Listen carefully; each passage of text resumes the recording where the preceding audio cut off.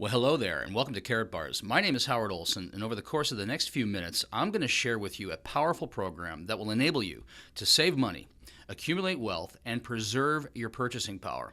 Essentially, what I'm going to allow you to do is I'm going to show you a program that will help you hedge against inflation, protecting yourself for the future, but also provide an income stream from which you can make meaningful savings in a superior savings vehicle. But we're getting a little ahead of ourselves here.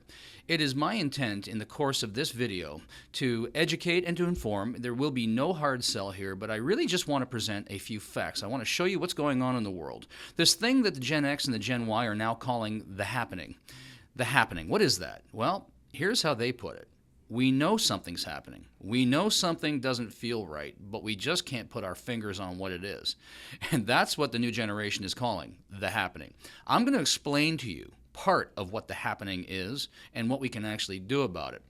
So again, my name is Howard Olson. We're not selling anything. I want to educate, inspire, inform, and perhaps even cause a paradigm shift in the way that you look at a few things, and then, if appropriate, give you the empowerment to make some decisions and some choices for yourself. I want to begin with a short little 2-minute video clip, which is taken from a video series called The 5 Hidden Secrets of Money. It's actually just called The Hidden Secrets of Money, and it comes in 5 segments. You can find it on YouTube in full high definition. Each segment is 30 to 40 minutes in length. It's a full documentary which chronicles the history of money over the course of the last 6,000 years. And if you don't understand how the economy works, this is a great, great video series that will just help you get your head around it in a non-confrontational, in a really easy, non-intimidating way. So I want to highly recommend that to you. Here we go. I'm going to share with you the first 2 minutes, and that will set the framework for everything else we talk about. Your true wealth is your time and freedom. Money is just a tool for trading your time. It's a container to store your economic energy until you're ready to deploy it. But the whole world has been turned away from real money and has been fooled into using currency. A deceitful imposter that is silently stealing your 2 most valuable assets, your time and your freedom. Welcome to the rabbit hole. We are entering a period of financial crisis that is the greatest the world has ever known. The wealth transfer that will take place during this decade is the greatest wealth transfer in history. Wealth is never destroyed, it is merely transferred, and that means that on the opposite side of every crisis there is an opportunity. The great news is that all you have to do to turn this crisis into your great opportunity is to educate yourself. I believe that the best investment that you can make in your lifetime is your own education. Education on the history of money, education on finance, education on how the global economy works, education on how all of these guys, the central bankers, the stock market, how they can cheat you, how they can scam you. If you learn what is going on and how the financial world works, you can put yourself on the correct side of this wealth transfer.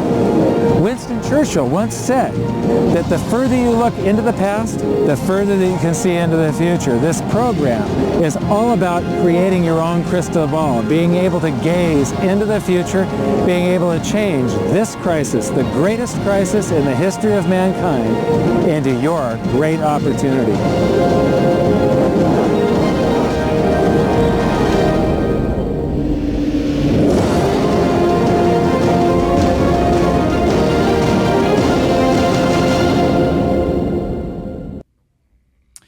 Well, I love what Mike Maloney says here. He says that if you want to create this crisis into the greatest opportunity, the best thing that you can do is to get yourself an education. Understand how money works, understand how the world works, and understand how the economy works. Ladies and gentlemen, that's what I propose to do with this presentation over the course of the next few moments. I'm going to present to you not just an opportunity, not just a company, not just Carrot Bars. I'm going to present to you a way that you can literally change some of your spending habits into savings habits and get paid in both cash and gold for doing it. But before we get there, I want to talk a little bit about why we have some of the challenges that we have in the world today. You know, Mike says if you want to get ahead, you need to educate yourself. And I want to take us back to school now. You remember going to school? You remember the 3 R's? We all learned reading, writing, and arithmetic, right? Remember the 3 R's? Okay, so we learned all that. But my question is, who taught you about money? When you think about this, who taught you about money? I ask this question all the time in our live seminars, and 99% of the time the answer is, well, no one. And 1% of the time, it's my parents. Now, some of us are fortunate to have good parents with good money sense. Unfortunately, many of us have parents that also didn't know too much about money, and while they did the best that they could, they taught us what they knew, which was really not all that much. Who teaches us about money today? Think about this. It's the banks. It's not the schools. It's not your college. It's not your university. It's the banks. Private corporations who want to sell us on their debt instruments, want to sell us on their credit cards, their mortgages, and financial instruments. And if they're private corporations held by private shareholders and their goal is a profit motive, are the instruments that they're selling to us and educating us on in our best interest or in their best interest? I'm just going to leave that one to you to come to your own conclusion, but I think we're probably on the same page here. Let me ask you a question. When you think about most Canadians and most Americans, most North Americans in a very general sense, do you think they have a plan to get themselves out of debt and have the ability to retire in the next 3 to 5 years if they so desire? I don't think so. Let me ask you another question. Do you? And if you do, how's that plan actually working for you? Now, I asked that question thousands of times in the course of a year. I run presentations all over North America, and I know the answer that typically comes back, probably something very similar to what you were just thinking. And I want to share with you why that is, why there's no shame in it, and what we can actually do about it. You see, the numbers don't lie. Numbers will always tell us the truth if we just simply look at the right numbers. So let me share some numbers with you now. Since the Great Depression in 1932, under the Federal Reserve banking system, the dollar has lost 98% of its purchasing power, while gold, the vehicle that once used to back our currency, has risen by 4,300%. We can look at it like this. In a typical home making typical purchases in a typical week, now I've tracked these numbers over 30 years, but the price of bread has increased 959%. Movie tickets have gone up 483%. Housing in many markets, particularly the one I'm living in, almost 1,100%. The simple, inexpensive postage stamp has risen 800%, and milk is up by 257%. Now let me ask you a question. Although I'm tracking 30 years, have you seen a 250 to 1,000% increase in the real wages that you can bring home in the past decade? I don't think so. I sure haven't. And most of the people I talk to also say that they haven't, and that's exactly the problem. This is why we're finding it so difficult to get ahead, create any real and meaningful savings, and get ourselves off the debt wheel. We're living paycheck to paycheck, and here's why. We just can't get ahead of the inflation curve. The inflation curve that the government tells us doesn't exist. And there's lots of reasons why they hide those numbers and how they hide those numbers. But we've just looked at a very simple shopping basket, and I can tell you that it's for real. Listen, I'm going to make this very clear. I'm going to say this very succinctly. It is impossible to get ahead of exponential inflation on a linear income. And that's why we have the problem that we have today. Even those that are making significant and above average incomes are getting squeezed and feeling it tight. And we've all heard that the middle class is getting eroded, and this is exactly why. Inflation is eroding away our lifestyle. Let's look at it like this. If you had $100,000 worth of cash in 1932, that cash today is worth just $2,000 in purchasing power. Let's make this really simple to get our heads wrapped around. It takes $100 of cash today to buy what $2 would have got you back then. That's called a decrease in currency. We can look at it like this also. If you had $100,000 worth of gold acquired in 1932, just let it sit in the closet accumulating no interest, that gold today would be worth $4,449,443%. That is a significant increase. That gold outperformed cash by more than 4,300%. And here's what's happened. It's actually gold has held its value. Yes, it has risen, but what has really happened is it's risen in relation to the paper currency units that they keep printing without any store of value behind it. And for a good portion of our history, money, our currency, was backed by gold. It's no longer backed by gold. Gold is shooting, and the purchasing power of our dollar is decreasing. And as we've just seen, it's lost 98% of its purchasing power. That's called a fiat currency. A fiat currency is that which is backed by nothing. You see, most people think that inflation is an increase in the price of goods. And I'm going to propose to you that the price of goods don't change a bit. Inflation is not an increase in the price of goods. Inflation is a decrease in the purchasing power of the currency that we use. And here's a very simple illustration. I know that if we go back 2,000 years, the suit of the day back in the time of the Romans, and we can look this through biblical texts or through historical texts, the suit of the day was a fine toga, a handcrafted belt, and a pair of fine leather sandals. And we know that that suit, the suit of the day, was the equivalent of 1 gold coin. 1960, you could have walked into any fine men's shop, gone for the suit of the day, which was a suit, a shirt, a nice tie, a handcrafted belt, and a pair of shoes, and the suit in 1960 would have been the equivalent of 1 gold coin in 1960. Now, at the time of this video, middle of June 2015, an ounce of gold is $1,200. And today, if you walk into a fine men's shop and you're looking for a nice suit, a tie, a shirt, a handcrafted belt, and a nice pair of shoes, what's it going to cost you? You betcha, $1,200. I will propose to you that the price of that suit has not changed in 2,000 years. The price of the suit was always the equivalent of 1 gold coin. In fact, gold has held its value.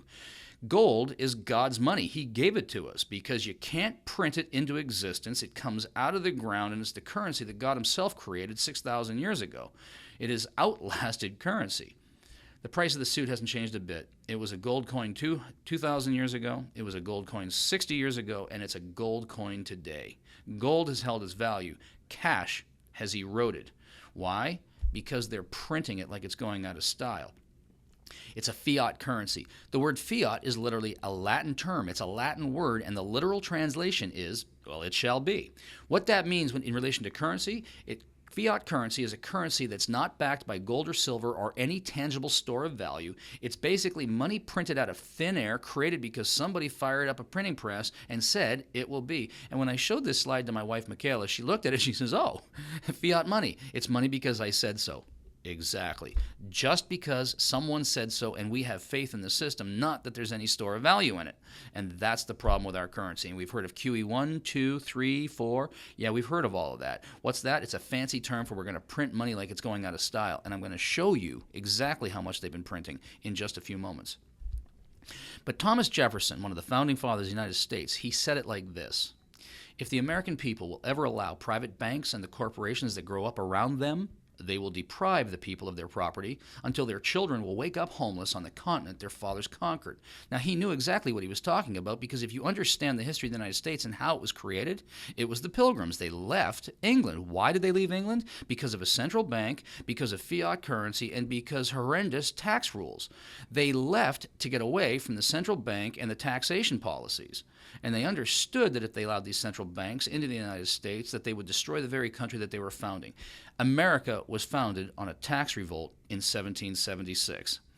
I want to bring this back for our Canadian friends, and let's make this a Canadian story also. William Lyon Mackenzie King, one of our prime ministers, he put it like this: the issuance of credit and currency is the state's most precious resource. Once a nation gives up control of its currency, it matters not who makes the laws, because usury, once in control, will wreak havoc on any nation. Now, he knew what he was talking about also.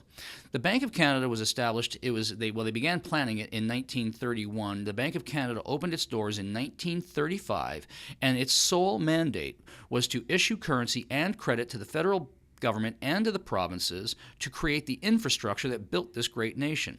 It was the Bank of Canada that provided interest-free loans that built the Trans-Canada Highway, that built our national rail lines, that built all of our schools, all of our hospitals, and all the key infrastructure that created us into the Canada that we are today. And that worked really well. In 1974, Canada was invited to join the then G8. You know what the price of admission was?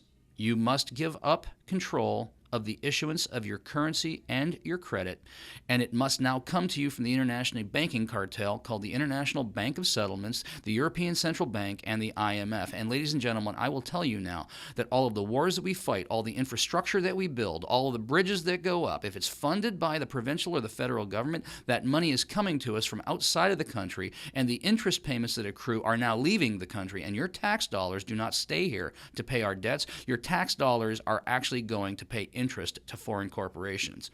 And that's hiding in plain sight. It's very well documented, but nobody, and certainly the mainstream media, isn't talking about it. Canada, as well, is now on a fiat currency, and all of our money is leaving this country, and that's why we're getting squeezed down. Here's a great little infographic. It chronicles the purchasing power of the U.S. dollar, but there's a couple key little pieces here. If you look at this, 1913 is when the Federal Reserve's banking system was created. Now, this astounds most people when I share it with them, but it's an absolutely true fact. In 1913, in a room in a private club on Jekyll Island being a physical geographical location off the coast of Georgia, the chairman of Citibank, Chase Manhattan, J.P. Morgan, the Rothschild Banking Group got together in a room and over the course of a couple of years cooked up what would then become the Federal Reserve banking system. And what most people don't understand is that the Federal Reserve is not a government institution. The only thing federal about it is the name itself. The Federal Reserve banking system is a private bank headquartered in Puerto Rico, and that private bank now dictates global and U.S., Canadian, and all the G20 fiscal policies. It dictates global monetary policy. And a book that I read, and I will highly recommend this, get a copy of the book, The Creature from Jekyll Island. It is not a chronicle of Jekyll and Hyde. It is a story of the creation of the Federal Reserve and how that was done in secrecy in Jekyll Island. It's a fascinating read, and that book changed the lens through which I looked at pretty much everything when I got my hands on it about a decade ago. 1913, the Federal Reserve is created. It's a private corporation. It now creates the currency that's used by the United States. If you look at a U.S. dollar, it does not say a U.S. dollar. It says Federal Reserve Note, a note issued by a private bank. In 1944, at the end of World War II, the Bretton Woods Accord was created. At the end of World War II, the United States was identified as the emerging global economy. And at that point, the Bretton Woods Accord pegged all currencies to the U.S. dollar so that international trade could be smoothed out. And from that point forward, pretty much all goods were priced in U.S. dollar. The U.S. dollar was pegged it was pegged to gold, and the peg was 1/35th of an ounce would equal $1 US. That's going to be a significant number in just a few minutes. $1, 1/35th of an ounce. And if you look at the price in the history of gold during that period, it was very stable. It didn't fluctuate. It stuck right there around 1/35th of an ounce to a US dollar. In 1971, the United States came out of a heavy, serious, costly conflict in Vietnam, found itself heavily in debt and unable to pay those debts, and Richard Nixon in 1971 pulled the gold standard and at that point made the U.S. dollar a freely floating currency. But under the Bretton Woods Accord, all other currencies were pegged to the U.S. dollar, and the minute Nixon pulled the gold peg, every single G20 currency became a freely floating fiat, which means they were now printing money out of thin air, backed by absolutely nothing. And here we can see this rapid decline in the reduction of the purchasing power of the U.S. dollar. And this chart goes to 2013. We're sitting here in 2015 now, and our purchasing power is down below 2 cents against the original 100 cents that it originally was. And I'm going to help you understand this in just a few seconds here. And here's a chart of the United States. The United States was founded in 1776. Now, this chart only shows from 65, but if you just look at the history of the United States, from 1776 to 2008, when we had that housing bubble, the last major economic collapse, from 1776 to 2008, over the course of 200 years, it took the United States government to put $825 billion worth of currency into circulation. 2008, we had the housing bubble, we had the collapse, we had the situation where J.P. Morgan, Chase Manhattan, Citibank, the Rothschild Group, they crashed the economy. They were too big to fail. They crashed the economy to the tune of $65 billion, and they took $43 billion worth of bailouts right back into their pockets again. Now, who orchestrated that? But here's the point. It took 200 years to put $825 billion worth of currency in circulation. And from 2008 to present day, they've quadrupled the money supply. We've gone from $825 billion to just over $3 trillion. Look at this curve here. That's an erosion of purchasing power because they keep inflating. It's delusion. It's dilution. If I take a glass of Coca-Cola, fill it half, and if I just slowly pour clear, crystal clean water into that glass, that solution of Coke is going to dilute. Well, that's exactly what they're doing with our currency. They're taking currency and they're diluting its purchasing power by printing more and more and more with no store of value underneath it. And if you think it's just the United States, take a look at this. It's all of them. It's the G20. What do all the G20 nations have in common? Well, let me help you with that. They all have a central bank that's part of a privately owned cartel. They all have astronomical money printing. They're printing money like it's going out of control. They all have a fiat currency, and they all have horrendous tax policies. They're all hugely, insolvently in debt, and they all have a central bank that's printing currency like it's going out of style. And if you don't believe me, just take a look at this. I showed you previously the U.S. chart. Here's Canada's chart. Same thing. China, India, Australia, Russia, and I can show you countless other charts. They all look the same thing. They're all on a rapid hockey stick growth curve. The amount of currency that's being put into circulation, ladies and gentlemen, I am suggesting to you that we have a global currency crisis, and our purchasing power around the globe is being eroded away because they're inflating us through the creation of money from thin air that has no store of value behind it. Here's a picture. This is a real picture, 1923 Germany. End of World War I, Germany came out of the war. The Allies won. They said to Germans, okay, you must make war reparations. You must pay for the damage that you caused, and you got to make Europe whole again. Well, Germany didn't. Germany had a gold-backed currency. These new restrictions that were put upon them, what the world had imposed on, they were completely unable to pay it. So what did they do? They unpegged their currency from the gold standard, turned it into a freely floating fiat currency with no store of value, and all of a sudden the currency began to inflate. They started printing and printing and printing. Now, this is a real story from 1923. My wife, Michaela, is German. My father-in-law is in his mid-80s, and he lived through this. And they tell me that back in those days, the price of goods began increasing so rapidly that a loaf of bread that was $2 in the morning was all of a sudden $4 in the afternoon, was all of a sudden $6 the following day, because the currency was out of control. In fact, the prices were rising so rapidly that workers were being paid twice a day, because if they only got paid at the end of the day, they wouldn't be able to afford anything. So they'd pay them in the morning to get their groceries, and then they'd pay them again in the afternoon to get whatever they needed again. And my father-in-law tells me, and I pass this around, I actually have one of these German Reichsmarks. I have it sealed in a vacuum-packed plastic bag, and I pass it around the room, and I show it to him. My wife says, the plastic on that note is worth more than that note from 1923. And my father-in-law tells me that one day they could use it to buy a loaf of bread, and the very next day it was worth so little that they began using it to start their fireplaces. This is an actual picture of German citizens sweeping Reichsmarks off the street because they were worth nothing. Ladies and gentlemen, over the course of the last several years, our purchasing power has declined from 100% to 98% to 2%. We've lost 98% of our purchasing power. And if they keep printing this, and they will keep printing this, how much further can it go before it's worth nothing? Do you know that the average fiat currency has a lifespan of 27 years? There is not one single example in the history of the world of a fiat currency that has survived. There isn't one. Every fiat currency ends in a disaster. The average fiat currency lasts 27 years. The Canadian fiat currency right now is sitting at 41 years. We've outlived our lifespan. The U.S. currency is sitting at 44 years. Now, if we know that the average lifespan is 27, that not one single currency has survived, not one single fiat currency has survived, and we've already lost 98% of our purchasing power, how long will it be until our currency implodes and we go into a period of hyperinflation and we'll be the people that are sweeping our dollars off the streets? I don't have a crystal ball, and I don't know if it's tomorrow, and I don't know if it's a year from now, but I know it's coming. I know it's coming. And, Voltaire just put it like this. The great author, the thinker, philosopher, playwright, he says, paper money will always return to its intrinsic value, zero. I want to give you a quick comparison of savings, what this could mean to our savings accounts, our retirement savings, our children's education funds, or anything else that might be important to us.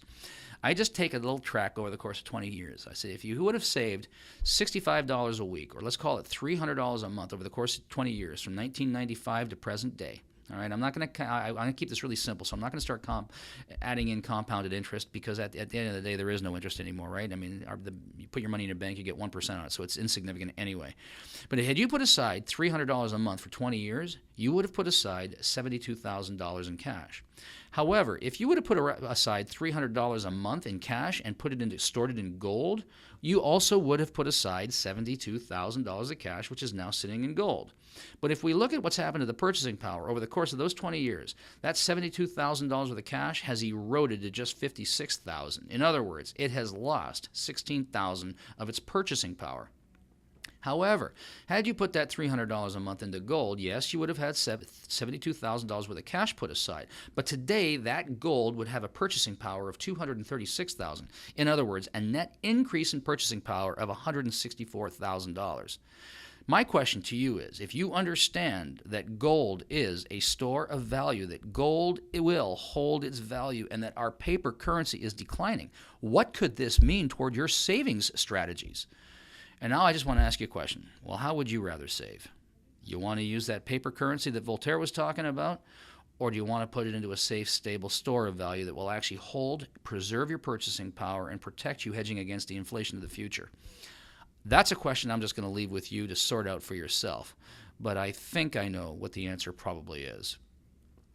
Ray Dalio, one of the richest men in the United States.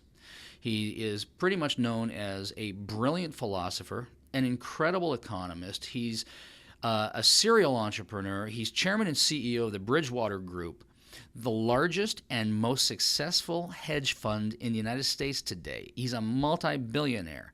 And this is a direct quote from Ray Dalio. If you don't own gold, you simply don't know history. Ladies and gentlemen, I'm trying to show you a little bit of history. I'm trying to show you what's happening in our own world right here, right in front of us. And I'm going to suggest to you that you probably want to get your hands on some gold. So let me ask you a question. You live in a home, you have an apartment, do you have home insurance? Do you have some form of medical insurance, whether the government-operated insurance or maybe something supplemental to that? And if you drive a vehicle, do you have car insurance? Probably the answer is yes. But let me ask you this. Do you have any money insurance? Money insurance, you say, well, what's that? Well, we're starting to get a little clue. Let me show this to you. Pretty much every expert we read, so we can look at Kiyosaki, Mike Maloney, Jim Sinclair. The list goes on and on and on. All the experts basically recommend that if you want to protect yourself against inflation, Ray Dalio, hold gold and hedge yourself against inflation. I'm going to say it again. They'll all tell us, hold gold and hedge yourself against inflation. But here's a problem. Gold is expensive. Most people, as we've already illustrated, are so stretched living paycheck to paycheck or trying to, maintain their lifestyle that they just don't have $1,200 to $1,300 in their pocket that they can go and get themselves an ounce of gold at a time to go and create any real meaningful long-term savings. And even if we could, there's another problem with it. Many of us just don't know how to get it. It's inaccessible. Where do I find it? Where do I get it? And even if I know where to get it, what do I do when I finally have it? Where do I keep it? Where do I store it? How do I keep it safe and secure? And even if you had the answer to those first two questions, it's difficult to use. You can't just go down to the bakery or the gas station or the grocery store and go looking for your next loaf of bread or your next tank of gas and give them an ounce of gold worth $1,200 and expect to get change in return. They're just going to look at you very strangely.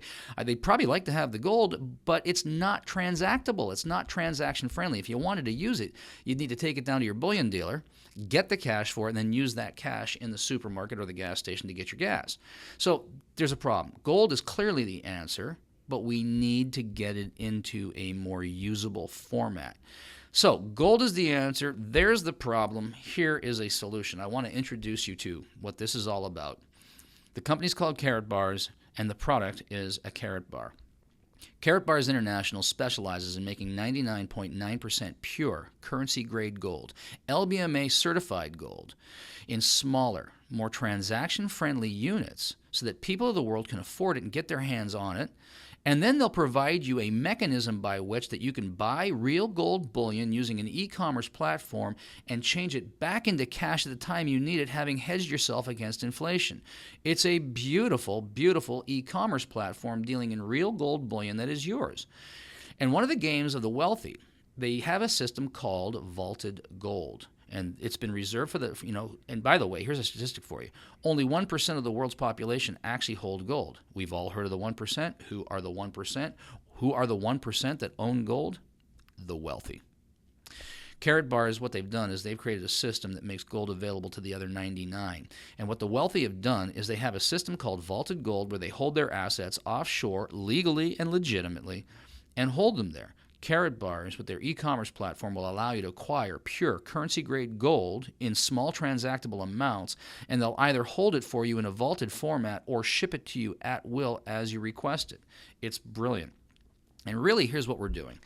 This whole program is all about exchanging some of these declining paper units, declining paper currency, and exchanging it into Karat bars in 1 gram, 2.5 gram, and 5 gram increments so that it's affordable, so that you can create real and meaningful savings, hedging yourself against inflation, watching the value of your gold increase relative to those dollars, just holding them there in a superior savings vehicle, and at the time that you need the cash, exchanging them back into the currency that you need at the time that you need it, and because the currency's declined, you've actually got more of it.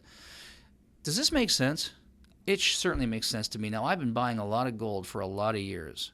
And I do believe that gold is a strong, legitimate, safe, and important store of value. And I have some 1 ounce bars, and I've got some maple leafs, and I've got some 10 ounce bars, and I've got some kilo-sized bars. But the thing is, they're large storage units, and if I need cash, and I can't just give them half of one of the gold bars, I got to give them the whole gold bar, and then they give me back the cash. But if we enter a period of hyperinflation, the cash that they give me begins to erode, so I don't actually want the cash in my pocket. Here's what's going on with Karat bars. Just look at this. I'm just going to skip this one here. If you had a gram of gold in 1971, that 1 gram of gold would have bought you 5 loaves of bread. Very interesting. 32 grams make 1 ounce. If you had a $1 in 1971, that $1 would have got you about 4 loaves of bread. Makes sense. 35 grams, okay? 32 grams makes an ounce. The dollar was pegged to 1/35 of an ounce. So you can see it's a pretty similar store of value back in 1971, just before the gold standard got pulled under Nixon. Let's look at what it looks like today. Today, if you had 1 gram of gold, it would buy you 20 loaves of bread. $1, however, would only get you about a couple slices. What I'm trying to demonstrate to you here is that it's gold, not paper, that's the true store of wealth, that it's gold that actually holds its value. And why these Karat bars, why these small transaction-friendly, affordable weights, spendable gold is so important. Because even if you decide to get your hands on some gold and you've only got 1 ounce increments or 10 ounce increments, at the time that you exchange your gold back into currency, when we enter a period of hyperinflation, and ladies and gentlemen, we've lost 98% of our purchasing power, I would suggest to you that we are in a period of inflation, and it's being hidden in lots of ways, but the plug is about to come out on this thing, and we will experience hyperinflation in our lifetimes.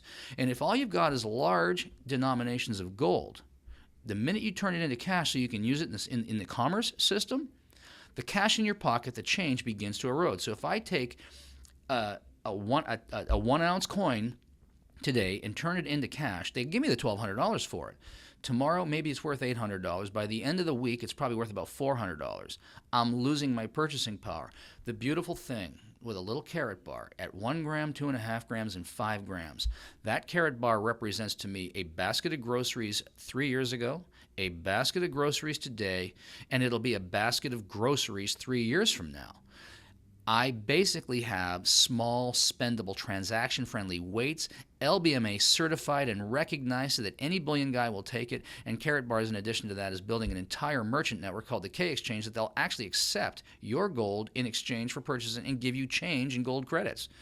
Absolutely brilliant. Ladies and gentlemen, I would suggest to you that this is one of the most powerful ways to protect yourself against inflation, to hedge yourself against it, and to have spendable currency in your pocket when hyperinflation actually comes, and it's coming. So let me ask you the question again. Are you ready for some money insurance? Because it's gold, not cash, that is our protective shield against inflation. So let me ask you a question. Here is the opportunity part. What if we could show you how to acquire 24 karat, 99.9% pure currency-grade gold bullion through a system instead of paying for it out of your own pocket? And what if we could show you how to leverage that system into a significant weekly passive income and do that in as little as 12 weeks so that not only are you increasing your cash flow, but you're creating meaningful savings at the same time? Cash and gold that you didn't have before in your pocket. That's a powerful 1-2 punch. Not only will we give you the income from which to create meaningful savings, we'll give you the savings through which to start creating gold. And if you do this, the system will start producing gold for you, plus the cash that you can put into your savings account and augment your lifestyle with. It's unbelievable. It's quite amazing. Here at Karat Bars, we're actually not selling anything. This is a self-directed savings program. Basically, what we're outlining to you here today, what I'm outlining for you, is the Karatbars system. They're an e-commerce platform registered with the World Trade Organization that allows people of the world to acquire 99% pure currency-grade gold using their e-commerce platform. And we, as affiliates, propose a 12-week, 3-step plan that will allow you to change some of your spending habits into savings habits. This, at the end of the day, is just a self-directed savings program. And using this program, give the ability to save money, accumulate wealth, and protect your financial future by hedging it with gold. Let me show you how the system operates. Step 1. Really, the step 1 is just as simple as setting up a free account. That's true. Karatbars International will allow you to set up a free account. It takes about 90 seconds to do it. And once you've got that free account, you are now authorized or enabled to just simply transfer some of these declining paper notes into your own gold savings account. And as you do that, they'll either ship the bullion to you or store it in a vault in trust, all serial numbered, registered to you.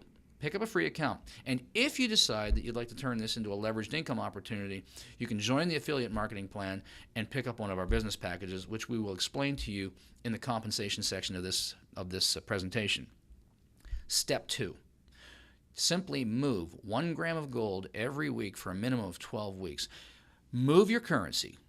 Move this declining currency and acquire 1 gram of gold a week, 1 gram of gold a week, 1 gram of gold a week.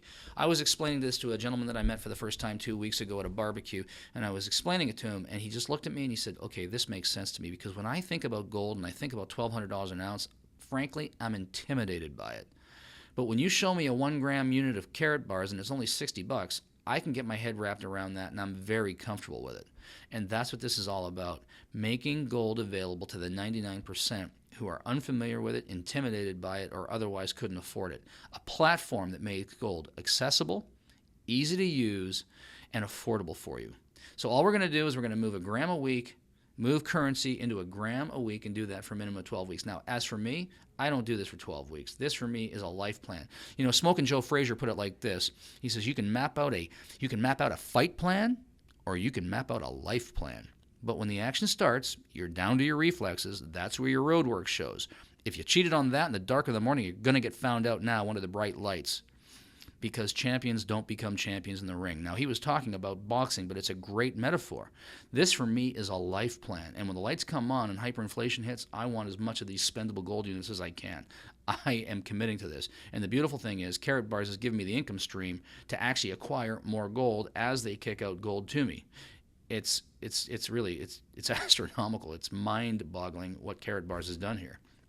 That's step 2. Step number 3, if you want to turn this into an income opportunity, and if you want to get free gold out of a system and cash flow to do it with, all we simply do is you enter our affiliate marketing program and our free referral program. Yes, a free referral program. When you set up your account, Karatbars will enroll you in what they call their unilevel system. I call it the personal referral box. And simply by referring a couple of people to Karatbars, they will now start to pay you residual incomes on any acquisitions that people have made as a result of you simply saying, take a look at this. So step number 3, find 2 who do the same, and then we help those 2 find 2 who do the same. And if you'll do that for 12 weeks, what will start to happen is your affiliate marketing program, your referral box will begin to grow, the system will start to generate cash flow, and all of a sudden your gold is costing you nothing. And that's what this is all about. So everything you read says that there are 7 ways to get paid at Karatbars, and it's absolutely true. There are 7 ways to get paid, but the truth of the matter is it's the last 4 which are a result of the first 3. So tune in to the next piece of video where I go through the compensation plan and show you how to get paid here at Karatbars.